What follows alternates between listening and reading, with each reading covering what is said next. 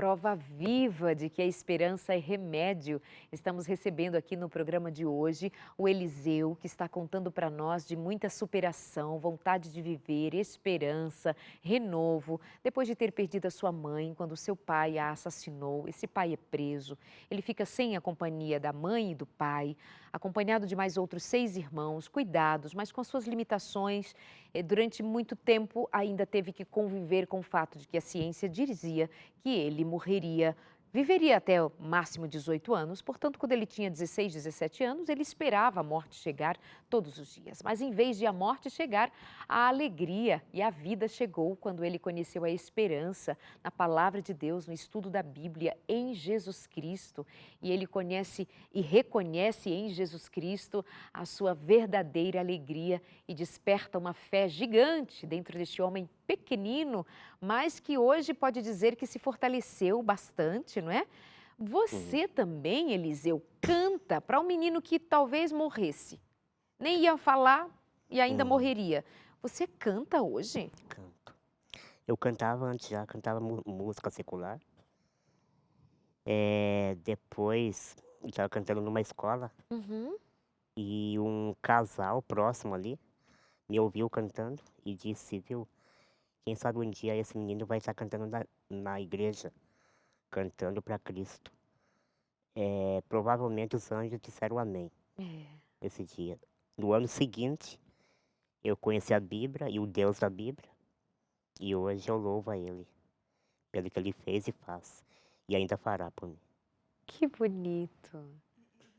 Você, eh, quantos até os 15 anos, a sua mobilidade era boa? Você caminhava, Eu só engatinhava, só engatinhava. se arrastava? Isso. Roupa nova para mim durava 4 meses, no máximo.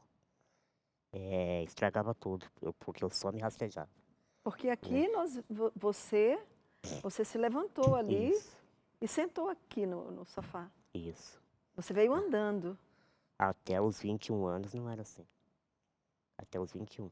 Tanto que, devido ao meu problema, minha mãe teve muito medo de me pôr na escola. Eu só fui entrar para a escola com quase 11 anos. Porque: "Ah, mas se eu colocar, quem vai cuidar dele? Levar pro recreio, pro banheiro?".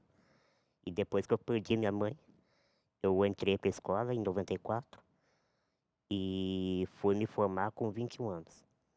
Mas até então, eu continuava me engatinhando, não dava nem um passo. Eu lembro uma vez que eu tentei dar um passo com 6 anos. Eu dei um passo apenas. Todo mundo: "Nossa, que coisa maravilhosa", mas era um passo, né. Hoje eu consigo me locomover. Até então, você tomava banho, você conseguia cuidar de si mesmo até que ponto? Eu tomava banho sozinho, assim, bem antes, né, mas, eh, eu sempre precisava de alguém Te para me auxiliar? para me au pra me au auxiliar ali, sempre. E depois de um certo ponto, eu comecei a criar um pouco mais de dependência, né, Quem te levava para a de escola? independência. Quem me dava para a escola era meu irmão. Ele levava Eu você. ia com ele. Depois, mais tarde, minha irmã. Você sofria preconceito ou seus colegas de escola, os pais dos colegas, as pessoas te olhavam como um ser humano ou ficavam com ressalvas? Ah, porque ele tem, eles faziam ressalvas com relação à tua aparência. Você sentia alguma coisa assim ou não? Na escola, por parte dos professores, não.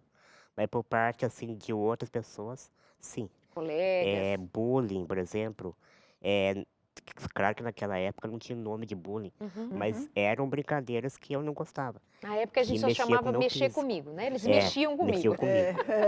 Brincadeira que mexia com o meu físico, Claro. né. E outro ponto que me decaía era, assim, sentir dó, de ação, pecado, e isso me relaxava. Ou um extremo ou outro, né? É, Isso. Ou criticar e rejeitar, uhum. ou "Ah, coitado", Que penalizar, dó. né? Isso fazia com que eu me sentisse muito incapaz de tudo. E quando conheci a Cristo, ele me ensinou a não me vitimizar. Ele me tirou da zona de vítima. Embora eu tenha sido vítima por escolhas erradas de outros, mas ele me tirou dessa zona de vítima e me ensinou a erguer a cabeça, olhar para frente. Amém. E foi aí que as coisas foram surtindo efeito. Como foi assim? Quando a gente diz que quando eu conheci a Cristo, tudo mudou, e para algumas pessoas pode parecer muito genérico. Uhum. Como foi para você, objetivamente? O que foi que aconteceu? Você entendeu que era amado, que estava salvo, passou a conviver com... Como que foi a sua descoberta espiritual? Eu entendi que a minha vida não era uma vida sem propósito. Deus me ensinou que algum propósito havia ali. E a partir do momento que eu passei a olhar para frente, o meu emocional melhorou muito, sabe? Minha saúde melhorou, mas principalmente o emocional.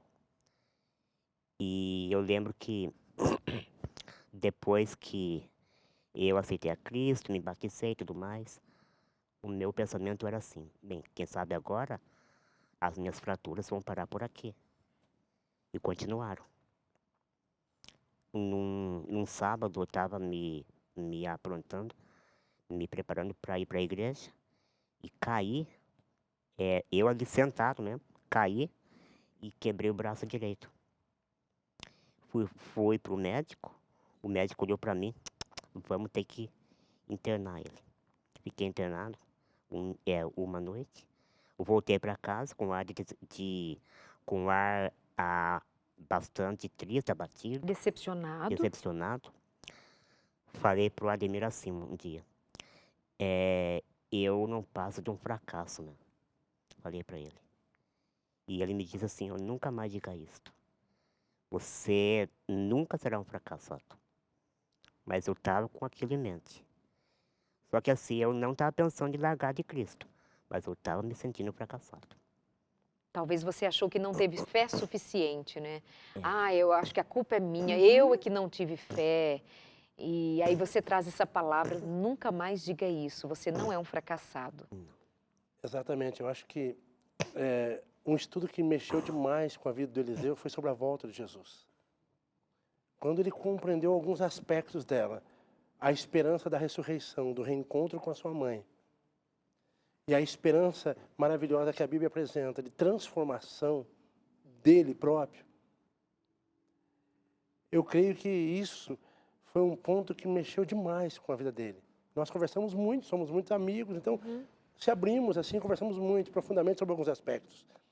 E esse aspecto balançou e mexeu muito com a vida dele. Ele passou a viver com esperança. Ele passou a viver assim, com os pés na terra e os olhos nos céus. E isso passou a ser algo que transformou, mudou demais a vida dele. Porque ele passou a deixar de ser vítima e olhar com esperança. Inclusive eu brinco com ele, né? Que aqui na terra eu levo ele para lá, para cá, e muitas vezes em alguns lugares que não dá para entrar com a cadeira, eu carrego ele no braço, né? E eu brinco com ele que lá nos céus ele vai dar umas voltinhas comigo lá no céu também, vai caminhar comigo para pagar um pouquinho aqui do que nós fizemos aqui na terra, né? Brincando com ele. Claro. Então é um aspecto que mexeu muito com a vida dele. Acho que ele pode até falar um pouco melhor do que eu desse aspecto da volta de Jesus e dessa expectativa de reencontro que fez a diferença demais na vida dele. Depois que eu tive essa fratura, naquele sábado de 2003, outubro, eu lembro que eu passei a pedir muito para que Deus me livrasse, pelo menos das fraturas. E hoje fazem quase 18 anos que eu não quebro nenhum membro do corpo. Glória a Deus. Que lindo, Deus glória a seja Deus. louvado. E depois de 2 anos eu passei a dar meus primeiros passos. Passei a andar. Então Olha, teve aquela fratura, aquele sentimento de fracasso, Aí a sua fé foi se fortalecendo, foi criando tônus muscular e espiritual, e você fisicamente, emocionalmente, foi respondendo ao significado da esperança. Esperança é remédio, não é, Ruth? É, Confiança remédio, em Deus é remédio. Aliás, é um dos 8 remédios naturais, a É confiança em muito, Deus. é. Agora, uma coisa que nos deixa admirados é porque alguns teóricos de uma ciência que se chama evolucionismo, eles tiraram Deus da vida das pessoas. O evolucionismo matou Deus. E você pode ver que as pessoas nunca estiveram tão sem fé, sem esperança, sem felicidade como hoje. As pessoas que seguem por esse caminho, que acreditam nessa filosofia, mas as pessoas que encontram com esse Deus, eles encontram todas as características que tem nesse Deus. Ele passa, ele reluz e alcança a pessoa. Porque Deus é amor. Ele é a fonte de todo amor. E no amor tem esperança, tem alegria, tem longanimidade, tem paciência, tem bem-querer, tem misericórdia, tem o pensar no outro.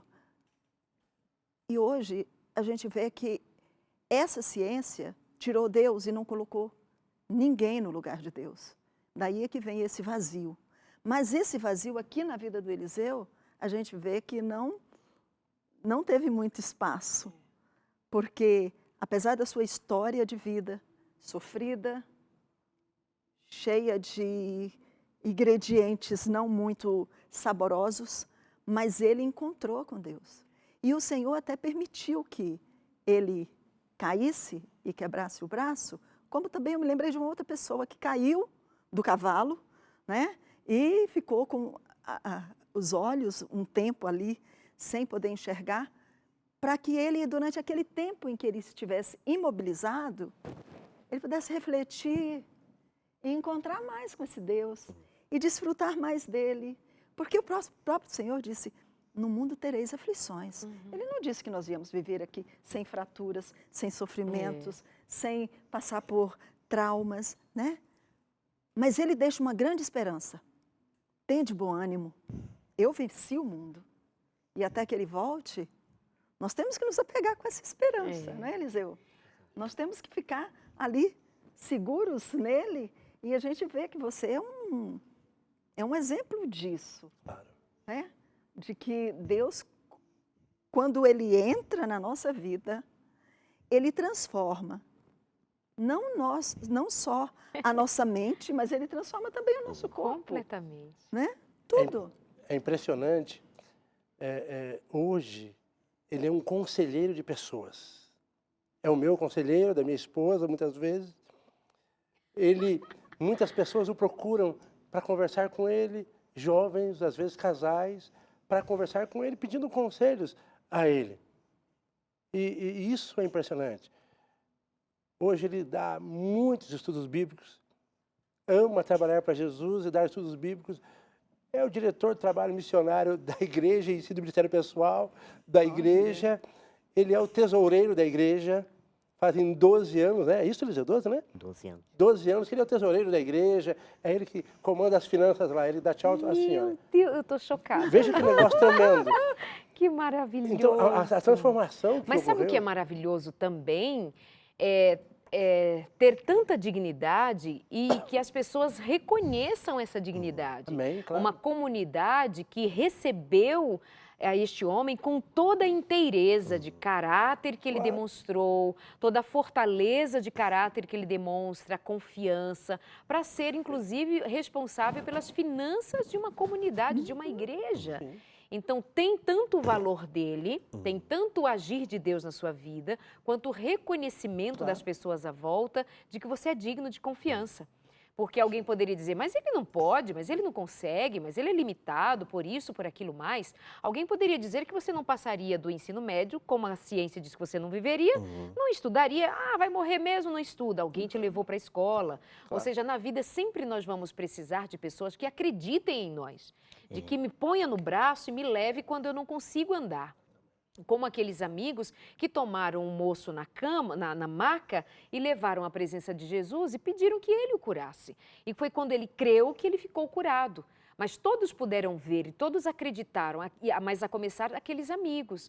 Então vamos lá, vamos nós pensarmos, quem à nossa volta pode ser alguém que esteja precisando de nós? Quem pode ser a pessoa que está precisando que nós sejamos suporte para ela?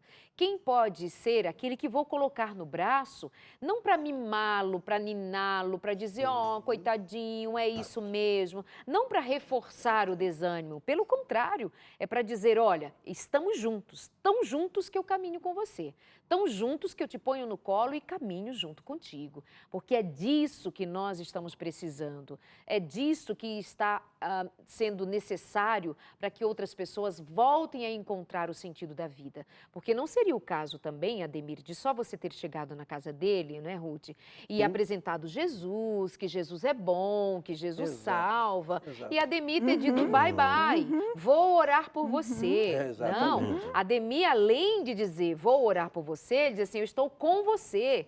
E é o homem que com a família, né, com a sua esposa, adota, afetivamente adota, carinhosamente, espiritualmente adotam esse menino, mesmo tendo lá os seus cuidadores, para dizer, não é só apontar para o caminho, é esse o caminho, vai você e anda. Foi andando junto. É andar Vamos junto. juntos. Isso é muito significativo, viu, Ademir? Parabéns para você, para sua esposa.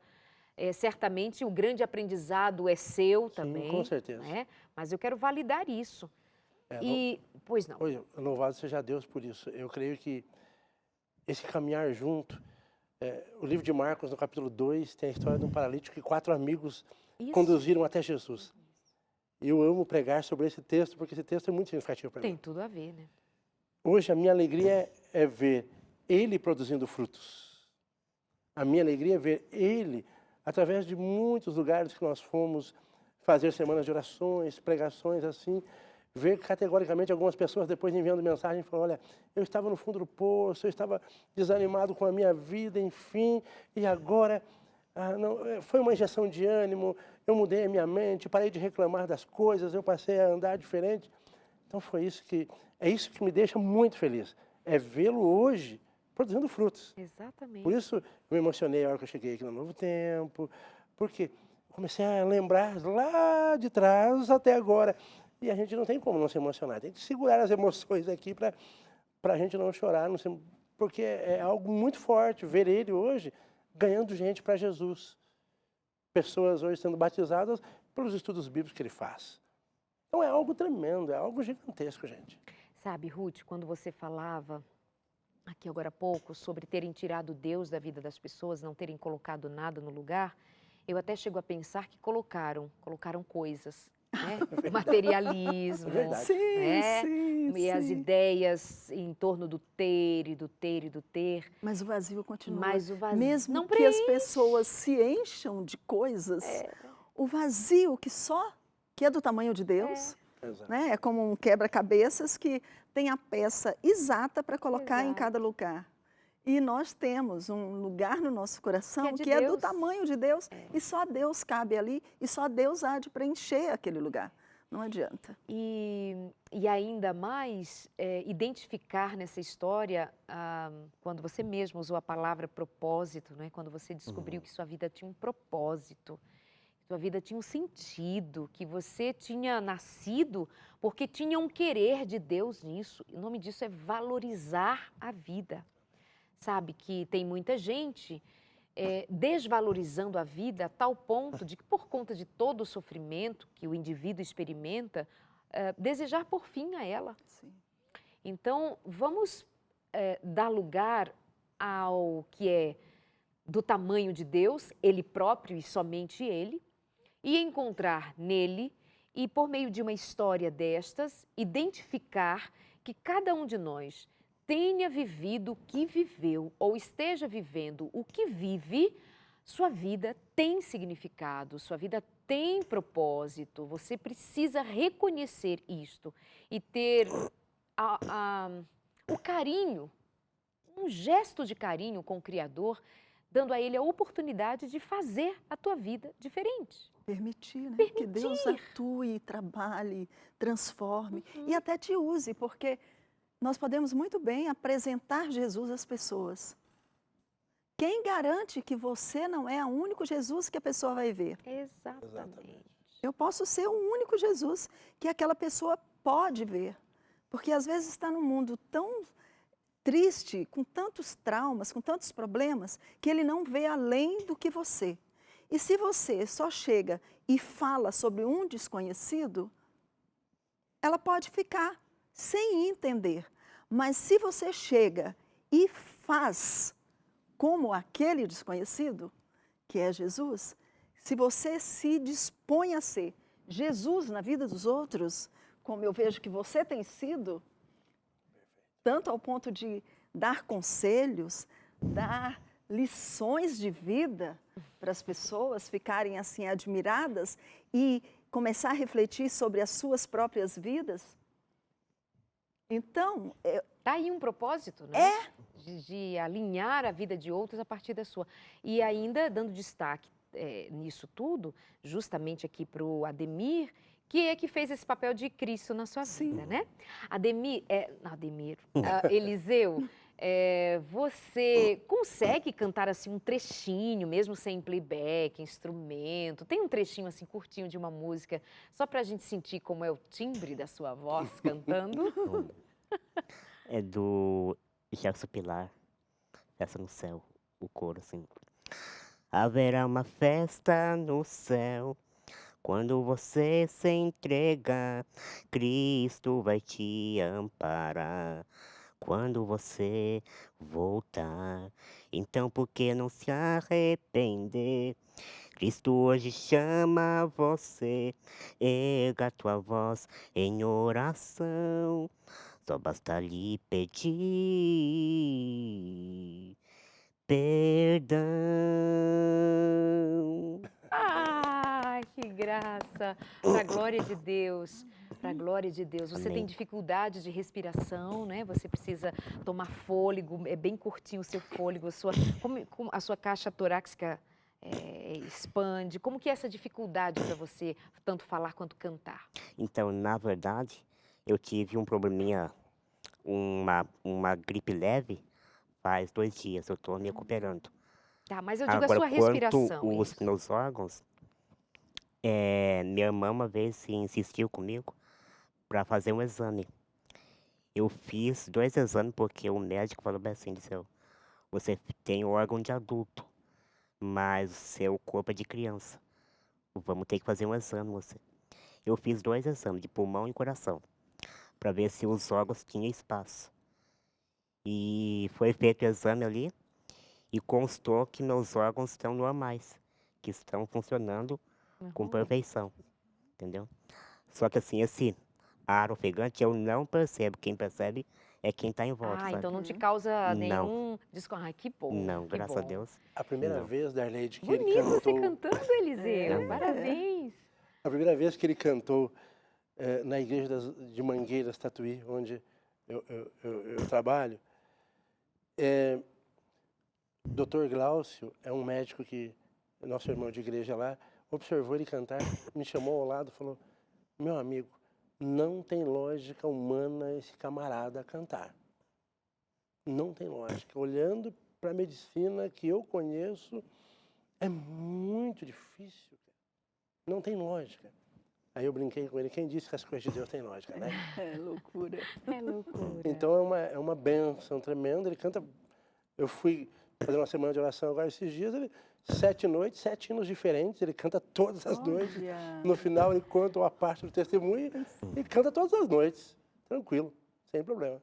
Muito bom. Ademir, muito obrigada, viu? Obrigado você. Deus te abençoe. Amém, amém. Você E também. que continue usando o seu testemunho também, porque são 2 testemunhos aí, Sim, né, Ruth? Tem o sim. seu testemunho com a sua Então, família, graças a Deus. ao encontrar o Eliseu, e tem o testemunho do Eliseu ao encontrar você, e os 2, e todos nós, quando nós encontramos a Jesus e o aceitamos como vida em abundância.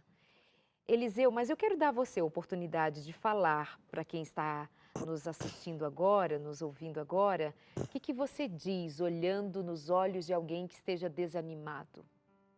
Eu posso dizer que, por mais que a nossa vida esteja perdida, sem um pingo de esperança, sem perspectiva, a nossa vida vai continuar assim se nós, se nós pôr Jesus no canto. Mas se nós deixar Jesus entrar, ele dá sentido. Porque o nosso vazio da leite, ele só tem o tamanho de Deus, só Deus pode preencher. Quando Deus entra, ele faz diferença. Assim como ele tem feito na minha, e ele pode também fazer na vida de cada um que está nos vendo hoje, nos assistindo hoje. Amém. Deus te Amém. abençoe, Amém. Eliseu. Muito obrigada. E hoje você contou o seu testemunho na TV, ainda cantou na TV, ou seja, muitos outros, milhares hoje te conhecem e acreditem, certamente essa história, esse exemplo, esta fé vai repercutir no coração de muitos e ouvirão essa voz que diz: dê uma chance a Jesus. Amém. Deus te abençoe. Amém. Esse Amém. evangelho se expanda ao ouvir e ao ver a história de vocês. Ruth, Amém. muito obrigada também, viu? É um Obrigada, programa de querida. aprendizado, né? Mais do que nós como? somarmos, a gente aprende. E como? E como? Muito É bom, rico muito demais. bom. Obrigada, querida.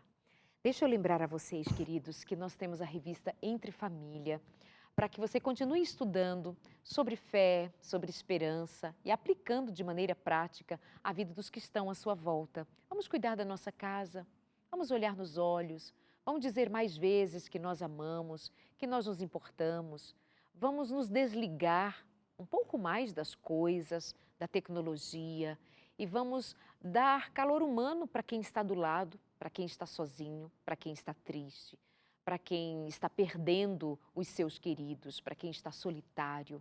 Vamos nos conectar uns com os outros para que haja vida. E vamos, sobretudo, a nós que dizemos já ter encontrado a Jesus, de termos experiência com Cristo Jesus e a sua palavra, vamos de fato dar sinal de que Jesus está em nós pela maneira como nós olhamos as pessoas. Muitas vezes somos tentados até a ter uma resistência a conviver com pessoas diferentes de nós ou pessoas com limitações, por não saber lidar, por não ter o trato. Mas é na humanidade do reconhecimento de quem o outro é, independente da sua aparência, mas que ele é vaso precioso para ser cheio de Deus e muitas vezes por meio do nosso testemunho, assim o façamos, com graça e amor de Cristo habitando em nós. Entre em contato com a gente, pede a sua revista 0 Operadora 12 21 27 31 21 e nós mandamos para você a revista Entre Família. Um beijo e a gente se encontra aqui na semana que vem.